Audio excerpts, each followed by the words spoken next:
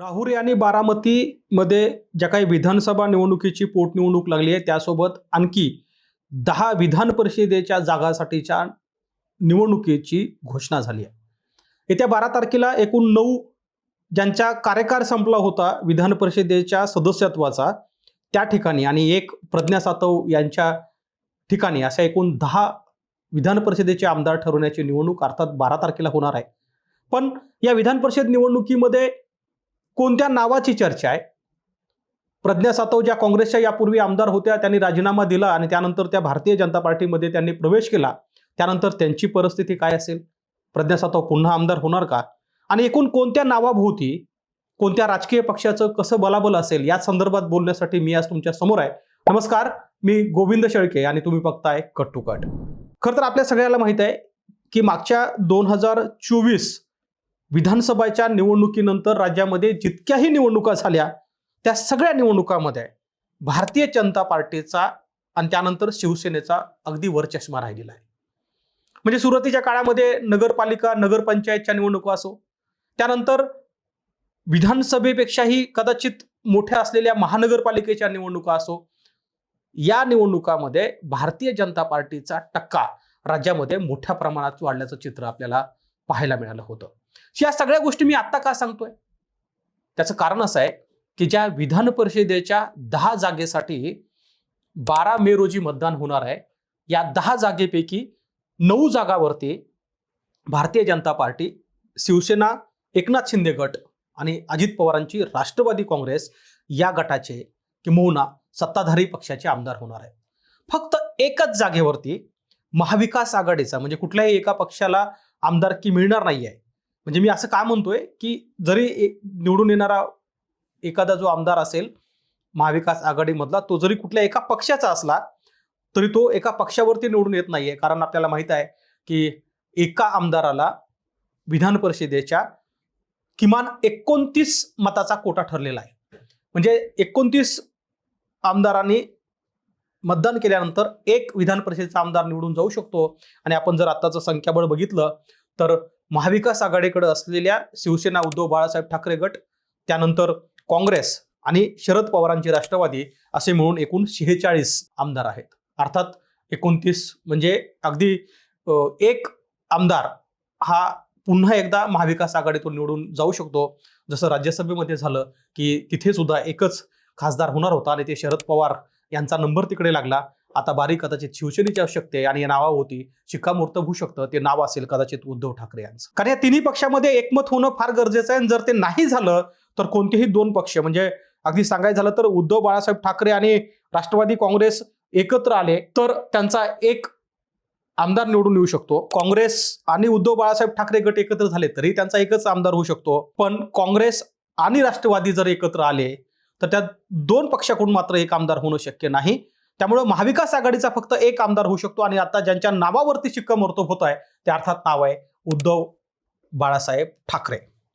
खरं तर ज्या 9 जणांचं विधान परिषद सदस्य संपलं त्या संपलेल्या सदस्यत्वामध्ये अर्थात आपल्याला माहिती आहे की उद्धव ठाकरे, नीलम गोरे, शशिकांत शिंदे, त्यानंतर अमोल मिटकरी आणि इतर 3-4 आमदारांचा समावेश आहे ज्या आमदारांचा कार्यकाळ संपला. पण यासोबत एक नाव जे जोडलं गेलंय आणि ज्या नावाविषयी बोलण्यासाठी खरं तर मी तुमच्या समोर आहे ते म्हणजे प्रज्ञा सातव. प्रज्ञा सातव यांनी ज्या काळामध्ये काँग्रेस सदस्यत्वाचा आणि आमदारकीचा राजीनामा दिला तो काळ फार महत्वाचा आहे.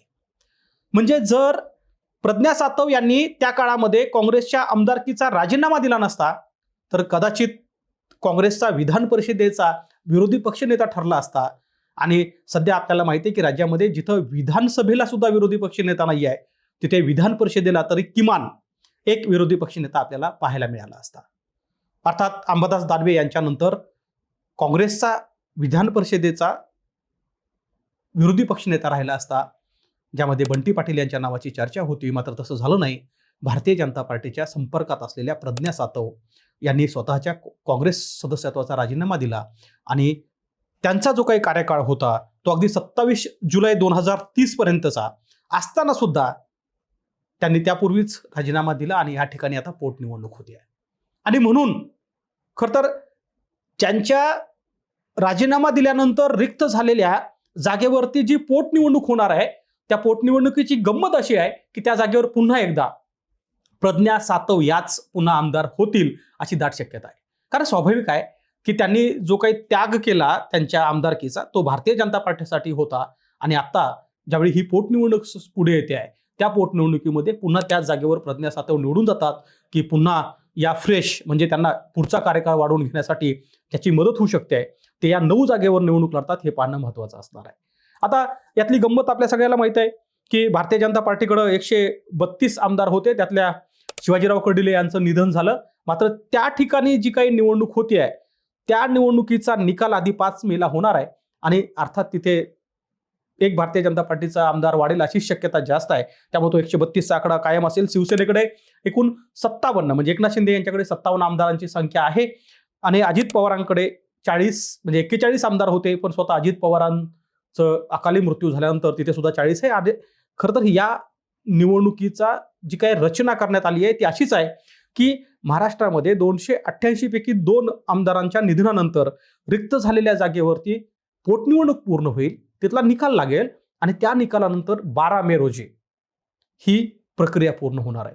त्यामुळं आता जे काही 29चा कोटा आपण जर 288 आमदाराचा गृहीत धरला तर त्याप्रमाणे जवळपास 8 आमदार हे भारतीय जनता पार्टी, अजित पवार गट आणि एकनाथ शिंदेची शिवसेना यांच्यामध्ये विभागून दिले जाणार आहेत आणि या 8 लोकांमध्ये जे नावं भारतीय जनता पार्टीकडून चर्चेत आहेत त्याच्यावर चर्चा करणं गरजेचं आहे. खरं तर मागच्या काही दिवसाचा तुम्ही जर अंदाज घेतला असेल तर भारतीय जनता पार्टीकडून ज्याही लोकांच्या नावाची घोषणा होते त्यामध्ये धक्कातंत्राचा मोठा वापर केल्याचं आपण पाहिलं होतं. म्हणजे देशाच्या राजकारणामध्ये तर आपण बघितलंच की अगदी भारतीय जनता पार्टीच्या देशाचे अध्यक्ष बनलेले नवीन कुमार असो की अलीकडच्या काळामध्ये बिहारमध्ये सम्राट चौधरी सारख्या एका नेत्याला भारतीय जनता पार्टीने मुख्यमंत्री पद देणं असो, धक्कातंत्राचा अवलंब करणारी भारतीय जनता पार्टी याही विधान परिषदेच्या निवडणुकीमध्ये धक्कातंत्र वापरणार का? कारण सत्ताधारी भारतीय जनता पार्टीकडं सध्या नावाची जर यादी काढली तर ती इतकी मोठी आहे की कोणत्या नावावर कधी शिक्कामोर्तब होईल हे सांगता येत नाही.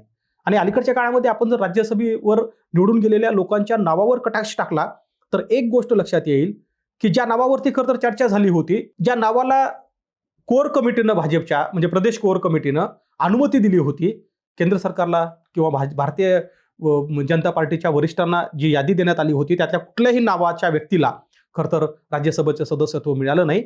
ऐनवेळी आलेल्या लोकांच्या नावाची घोषणा झाली आणि ही भारतीय जनता पार्टीतूनच कदाचित एकनाथ शिंदे सारख्या अगदी बलाढ्य नेत्यांनी सुद्धा कदाचित ही स्ट्रिक वापरली का? आणि त्यातून आपण बघितलं की ज्या अलीकडच्या काळामध्ये ज्योती वाघमारे यांना राज्यसभेचं खासदारकी देण्यात आली आहे ती सुद्धा तितक्याच धक्कातंत्राचा भाग होता. पण आता काही नावं जे मुख्यत्वे भारतीय जनता पार्टीकडनं येत आहेत त्याच्यावरती चर्चा करणं गरजेचं आहे. राजन पाटील मागच्या नगरपालिका निवडणुकीमध्ये ज्यांच्या एकूण वागण्याच्या पद्धतीनं अनेक दिवस चर्चेत असलेले माजी आमदार राजन पाटील यांच्या नावाची चर्चा चालू आहे की भारतीय जनता पार्टीकडून त्यांना विधान परिषदेची आमदारकी दिली जाऊ शकते. त्यानंतर प्रशांत परिचारक हे सुद्धा त्याच सोलापूर जिल्ह्याचे आहेत, ज्या सोलापूर जिल्ह्यातून राजन पाटील येतात. त्यानंतर राजा राऊत सुद्धा हे सोलापूर जिल्ह्यातलंच नेतृत्व आहे. आपल्याला माहिती आहे की यावर्षी यापूर्वी ते अपक्ष आमदार म्हणून निवडून आले होते. त्यांच्या नावाभोवती निवडणूक फिरताना पाहायला मिळते आणि सोलापूर जिल्ह्यामध्ये अशा काही नावांची चर्चा सुरू आहे. अर्थात यातल्या किती लोकांना संधी मिळेल हे बघणं गरजेचं आहे. यातलं एक मोठं आणखी नाव आहे जे एकनाथ शिंदे यांच्या शिवसेनेतून येत आहे ते म्हणजे नीलम गोरे या उपसभापती म्हणून काम बघत होते आणि त्यांच्या नावाची आता चर्चा जोरदार आहे कारण त्यांचा कार्यकाळ संपलेला आहे. मात्र त्यांना पुन्हा पक्षाकडनं संधी मिळते की त्यांच्या ठिकाणी ज्योती वाघमारे सारख्या कुठल्या नवख्या उमेदवारांना घोषणा केली जाते हे पाहणं गरजेचं आहे. त्यांच्यासोबत शायना एनसी यांच्या सुद्धा नावाची जोरदार चर्चा सुरू आहे.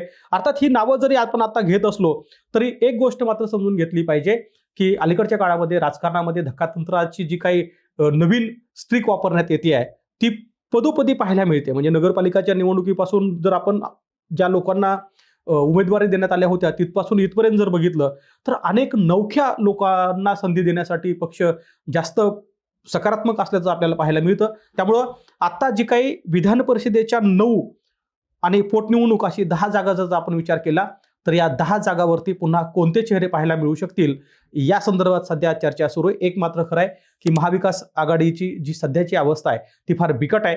कारण राज्यसभेवर 3 पक्षातून एक फक्त राज्यसभेचे सदस्य म्हणून शरद पवार निवडून गेले आणि चर्चा पुन्हा सुद्धा ती सुरू झाली आहे की फक्त शरद पवारांचं नाव होतं म्हणून तिन्ही पक्षाचं एकमत झालं. आता जर विधान परिषदेला स्वतः उद्धव ठाकरे यांचं नाव आलं तरच कदाचित 3 पक्ष तयार होतील. अन्यथा काँग्रेस आपली भूमिका काय ठेवेल? कारण काँग्रेसचा जो काही आकडा आहे तो शिवसेनेच्या खालोखाल म्हणजे 16 आमदार काँग्रेसकडे आहेत.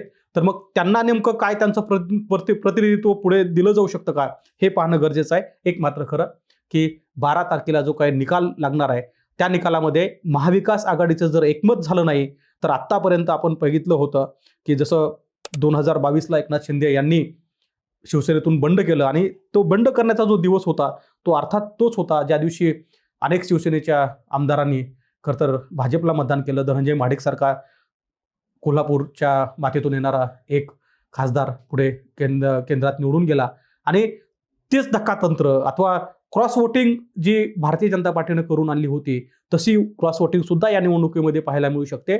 पण अर्थात हे पुन्हा जरतरचं आहे.